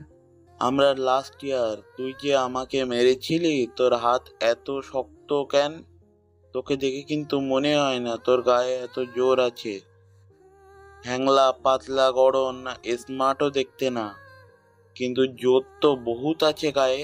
আচ্ছা, আমার ভুল হয়েছে, আমাকে মাফ করে দেন। মাপ? হা হা হা। সবাই শোনো। আকাশ জোরে ডাক দেয় বাকি স্টুডেন্টদের। ওরা কয়েকদিন শান্তিতে ছিল, কিন্তু আবার আকাশ ভার্সিটিতে এসেছে নিলয়ের শার্ট টেনে খুলে দেয় অপমান করার জন্য। নিলয়ের শার্ট টেনে খুলতে ওরা অবাক হয়, কারণ নিলয়ের বডিটা পুরো 6 প্যাক, কোনো লোম নেই গায়ে। আকাশ সহ বাকিরা হা হয়ে যায়। উপর থেকে দেখলে নিলয় যেন হ্যাংলা মার্কা ছেলে। আকাশ বলে, কি ব্যাপার, তোর শরীরের এমন অবস্থা কেন? না না, তোর কাহিনী ভালো লাগছে না। ভাই, ও নতুন, ওকে ছেড়ে দেন। পেছন থেকে রাকিব কথাটা বলে। রাকিবের দিকে তাকায় ওরা সবাই। আকাশ শেষে বলে, আচ্ছা ছেড়ে দিলাম, যা নিয়ে যা। তবে আমাকে তো চিনিস, কি করতে পারি জানিস তো। সময় হোক বুঝতে পারবি তোরা। আকাশেরা চলে যায়। নিলয় সেখানে থেকে চলে আসে দূরে। ফোন বের করে সাকিবকে ফোন দেয়। সাকিব রিসিভ করে, আকাশ এত দ্রুত থানা থেকে বের হলো কিভাবে? জানি না, হয়তো টাকা দিয়ে। পুলিশদের উপরে নজর রাখো, আর ওই ছেলেগুলোর উপরে নজর রাখো। নজর তো ছিলই। ওরা সবাই উন্নত মানের ড্রাগস সেবন করে, কেনা বেচাও করে থাকে, আর বিদেশি নারীদেরকে নিয়ে আড্ডা দেয়। ও তার মানে আমাদের মিশন ক্লিয়ার। ড্রাগস বিজনেস যারা করে তাদেরকে ধরতে হবে, কিন্তু নারী পাচার, এই বিদেশি নারীরা কোথা থেকে আসছে এয়ারপোর্ট থেকে নাকি অন্য কোনো বর্ডার থেকে? এয়ারপোর্ট থেকে আসছে না, বর্ডার ক্রস করা হচ্ছে, ইন্ডিয়া থেকেই আসছে। এগুলো কি আকাশ করেছে নাকি আরো কেউ আছে সাথে? খোঁজ নিতে হবে। নিলয় ফোন কেটে দেয়। নিলয় মনে করে ওদের মিশনের কাজটা কি ছিল। সেনাপ্রধান রিটায়ার্ড করার আগে নিলয়কে মিশন দেয়, আর সেটা হলো ড্রাগ ডিল আর নারী পাচার, সাথে সিরিয়াল কিলারও আছে। এই মিশনের শেষটা যেন নিলয় করে, আর এগুলো বর্ডার দিয়েই দেশে প্রবেশ করবে, তাই এটা বন্ধ করতে হবে। নিলয় সেজন্যই প্রথমে ইনফরমেশন কালেক্ট করে আর জানতে পারে কয়েকজনের নাম, কিন্তু সেই কয়েকজন দেশের বড় বড় মানুষ। এমপি মাসুদ, জেলা নিয়ন্ত্রণ অফিসার, পুলিশের বড় অফিসারও আছে। এর জন্য মিশনটা অনেক রিস্কে। আর সূত্র অনুসারে এমপি মাসুদ হলো হেড, আর মাসুদের দুর্বলতা হলো তার ছেলে। সেজন্য নিলয় ভার্সিটিতে এসেছে আকাশকে দেখতে। নিলয় বসে বসে কথাগুলো ভাবছে, তখনই একটা ছেলে এসে নিলয়কে বলে, ভাই, এমপি ছেলে আকাশ কিন্তু ভালো না, ওর থেকে সাবধানে থাকবা। নিলয় চমকে তাকায়। পেছনে একটা ছেলে দাঁড়ানো। নিলয় জিজ্ঞাসা করে, তুমি কে? আমি মিজান, এই ভার্সিটির সিনিয়র একজন। আমাকে চিনবা না? তবে তোমাকে সাবধান করলাম, ওরা যে কোনো কিছু করতে পারে। ও, দেখা যাক। নিলয় উঠে দাঁড়ায়। সেখান থেকে চলে যায় নিলয়। মিজান এমপিকে কল করে। এমপি রিসিভ করে। স্যার, আকাশের সাথে নিলয় নামের ছেলে ঝামেলা। নিলয় সেদিন ওদেরকে মারছিল। যতটুকু খোঁজ নিয়ে জানতে পারলাম তানিয়া সেখানেই ছিল। সেনাবাহিনীর কাছে তানিয়া যায়নি। তাহলে সেনাবাহিনী কোথা থেকে আসলো হঠাৎ করে? নিশ্চয়ই নিলয়ের সাথে সেনাবাহিনীর কোনো সম্পর্ক আছে। আর সেনাবাহিনী যেখানে থাকবে পুলিশ কিন্তু আসবে না, ওরা সেইভাবেই কিন্তু ধরবে। ও, বুঝতে পেরেছি। তাহলে নিলয়কে তুলে আনার ব্যবস্থা করো। সুযোগ বুঝেই করব। মিজান ফোন কেটে দেয়। কি হতে যাচ্ছে নিলয়ের সাথে? মাস খানিক কেটে যায়। নিলয় বসে আছে এমপির সামনে। আকাশের সাথে নিলয়ের ঝামেলা দেখা যায়, কিন্তু আকাশ কিছুই বলে না নিলয়কে, কারণ তার বাবা বারণ করে দিয়েছে যেন নিলয়ের সাথে ঝামেলা না হয়। দেখো, তোমাদের দুজনকে আজ ডেকেছি যাতে ভার্সিটিতে যেন ঝামেলা না হয়। তোমরা তোমাদের মতো করে ভালোভাবে থাকবে। হঠাৎ করে এমপি নিলয়কে কেন ডাকবে? নিলয়ের মাথায় আসে না কিছু। আকাশ রুম থেকে চলে যেতেই এমপি নিলয়কে বলে, সেনা অফিসার অনেক তো হলো, অ্যাকশন কবে নেবেন? নিলয় চমকে যায়। নিলয় বুঝতে পারে না তার ইনফরমেশন ওরা কিভাবে পেয়েছে। মানে কি বলছেন? জানেন না? চলেন আমার সাথে। ওই, তোরা অফিসারকে ধরে নিয়ে আয়। মাসুদের কথা মতো দুজন এসে নিলয়কে ধরলো। নিলয় কিছু বোঝার আগেই তার মুখে অজ্ঞান করার স্প্রে করা হয়। নিলয় সেখানেই জ্ঞান হারায়। নিলয়ের যখন জ্ঞান ফেরে তখন দেখে একটা নিভু নিভু আলোর ঘরে সে বন্দি, হাত আর পা বাঁধা। নিলয় চারপাশে তাকায়। কয়েকজন বসা আছে সামনে। মাসুদ বলে, ওয়েলকাম মাই ডার্ক সিটি। জোনাকি প্রকার আলো যেন শান্তি বয়ে আনে, আর আগুনে আলো যেন পুড়িয়ে দেয়। তোমাকে আজ পোড়াতে এসেছি অফিসার। জোনাকির আলোতে অন্ধকার কাটে না, আগুনের আলোতেই দূরে যায় অন্ধকার। অন্ধকারে হোক, তবে জীবন শেষের দীর্ঘশ্বাস নিলয়। তোমাকে তো মরতে হবে। ও তাই নাকি? বাঁচা মারা ঠিক করে উপরওয়ালা। আপনি তো মানুষ মাত্র। সময় হোক, দেখা যাক কে কাকে মারে। নিলয়ের কথা শুনে এমপি হাসে। হাসতে হাসতে বলে, এমপি হওয়ার পর ক্ষমতা বেড়ে যায় আমার। ড্রাগস আনতে থাকি অনেক দেশ থেকে। কত সেনাবাহিনীদেরকে মেরে ফেলেছি এই 2 হাতে। টাকার পাহাড় বানিয়েছি আমি। নারী পাচারও করেছি বহু জায়গা দিয়ে। সব অফিসারদের কেনা আমার। তোমার সেনাবাহিনীর কত বড় অফিসার আমার পকেটে আছে, শুধু সেনাপ্রধানকে বসে আনতে পারিনি। তোমাদেরকে সে ঠিকই পাঠালো, কিন্তু তোমরা আমার কিছু করতে পারবে না। সাকিবকে ধরে ফেলেছি, বাকি রইলে তুমি একজন। তোমাকে তো এখনই মেরে ফেলবো। ওই মিজান, ওর হাতের বাঁধন খুলে দে। নিলয়ের হাতের বাঁধন খুলে দেওয়া হয়। একটা টেবিলে আনা হয়েছে। সেখানে টেবিলে 2টো গ্লাস রাখা, সেখানে 2টো ক্যাপসুল। মাসুদ বলে, তোমার সামনে 2টো গ্লাস, গ্লাসের ভিতরে 2টো বিষের ক্যাপসুল। কোনটাতে বিষ আছে কেউ জানে না, আর একটা এমনি ক্যাপসুল। বিষেরটা কোনটা ওইটা আমি জানি না, তুমিও জানো না। গেমস হবে, কে জিতবে বাঁচা মরার গেম। একটা চুজ করবা। যদি বিষেরটা তুমি চুজ করো তবে তুমি মারা যাবে, পরেরটা আমার। যদি তুমি বিষ ছাড়া যেটা চুজ করবে ওইটা তোমার। বাকিটা আমার। যে কেউ মরতে পারে অফিসার। চলো গেম শুরু করি। তোমার কোনো শর্ত আছে? এটা কেমন গেমস? এখানে তো মৃত্যু হবেই। ভয় পাচ্ছ? দেশের জন্য শহীদ হয়ে যাও। দেখি তোমার ভাগ্যে কি লেখা আছে, জীবন নাকি মৃত্যু। চলো শুরু করি। গ্লাস ঘোরাও। নিলয় গ্লাসের দিকে তাকিয়ে থাকে। মাসুদ বলে, কি ভাবছো, করবা না? না করলেও উপায় নেই। তোমার অনেকগুলো সেনাবাহিনী আমার কাছে বন্দি, মারিয়ে আছে। আকাশকে বলবো গ্যাং রেপ করতে। তাই তোমার গেমসটা খেলা উচিত। নিলয় কিছু বলল না, চুপচাপ সে গ্লাসের দিকে তাকিয়ে থাকে। তারপর গ্লাস দুটো জোরে জোরে ঘোরায়। দুটোই সামনে রাখা হয়েছে। মাসুদ নিলয়কেই চুজ করতে বলে। নিলয় একটা চুজ করলো। মাসুদ হাসে। তোমার ভাগ্য পরীক্ষা আজ। খেয়ে ফেলো, পানি এনে দাও কেউ। নিলয় ক্যাপসুল মুখের ভেতরে পুরে দেয়। তারপর পানি ঢালে মুখের ভেতর। এরপর সে পড়ে যায় নিচে। কয়েক সেকেন্ডের ভিতরে নীলের মুখ দিয়ে ফেনা উঠতে থাকে। সবাই হাসতে থাকে। নিলয় বলে, এবার আপনি খান। ওকে, খাচ্ছি। মাসুদ খেয়ে নিল পরের ক্যাপসুলটা। কিন্তু পরক্ষণে মাসুদ ধপ করে টেবিলে পড়ে। তার মুখ দিয়ে ফেনা বের হতে থাকে। সবাই অবাক হয়। মাসুদ চোখ মেলে তাকিয়ে থাকে। নিলয় শোয়া থেকে উঠে দাঁড়ালো। তারপর মুখের ভেতর থেকে ক্যাপসুলটা বের করে দিয়ে ছুঁড়ে মারে বাহিরে। নিলয় বলে, আর্মি ট্রেনিং এ এমন সিচুয়েশন থেকে কিভাবে বাঁচতে হয় সেটা 100 বার শেখানো হয়। মিস্টার মাসুদ, মুখ দিয়ে ফেনা, সেটা আমার থুতু ছিল। আপনার ভাগ্য আপনাকে বাঁচতে দেয়নি। নিলয় কথাটা বলেই নিলয় টেবিলে থাকা গ্লাস নিয়ে মিজানের মাথায় মারে। মিজান ফ্লোরে পড়ে যায়। নিলয় মিজানের থেকে পিস্তলটা নিয়ে মাসুদকে গুলি করে।